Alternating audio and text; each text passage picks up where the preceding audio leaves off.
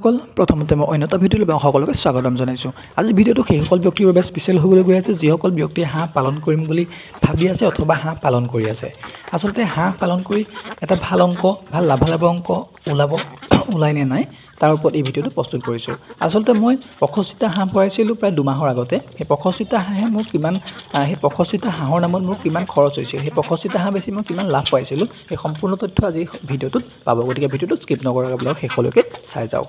65টা হাঁহ মই আনিছিলোঁ প্ৰায় 40 ৰুপিজকৈ আৰু সেই 65টা হাঁহে দানা খাইছিল মোৰ 7 বস্তা। সেই 65টা হাঁহৰ মেডিচিনৰ নামত খৰচ হৈছিল মোৰ 400 টকা আৰু এক্সট্ৰা ধান আৰু চাউলৰ নামত মই খৰচ কৰিছোঁ 1000 টকা। টোটেল মোৰ সেই 65টা হাঁহত খৰচ হৈছিল প্ৰায় 18000 টকা। সেই 65টা হাঁহ বেছি মই সম্পূৰ্ণ ৱেইট পাইছিলোঁ 96 কেজি। সেই 96 কেজিত মই প্ৰায় 330 ৰুপিজকৈ চেল কৰিছিলোঁ। গতিকে সেই আপোনালোকে কেলকুলেটাৰ মাৰি চাব পাৰে সেই 96 কেজিত 330 টকাকৈ কিমান টোটেল হয় আৰু সেই টোটেলৰ পৰা 18000 টকা আপোনালোকে মাইনাছ কৰি দিলে মোৰ লাভালাভৰ অংকটো গম পাব।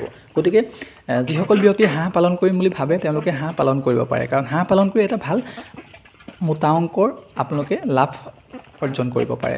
গতিকে মোৰ এই ভিডিঅ'টোলৈ যদি কোনোবা প্ৰথম আহিছে তেনেহ'লে চেনেলটো ছাবস্ক্ৰাইব কৰি থৈ যাব, যাতে হাঁহৰ লগত জড়িত বিভিন্ন ভিডিঅ' আপোনালোকে সহজতে লাভ কৰিবলৈ সক্ষম হয়। গতিকে যদি ভিডিঅ'টো ভাল পায় তেন্তে লাইক কমেণ্ট আৰু বন্ধুবৰ্গৰ মাজলৈ শ্বেয়াৰ কৰি যাব।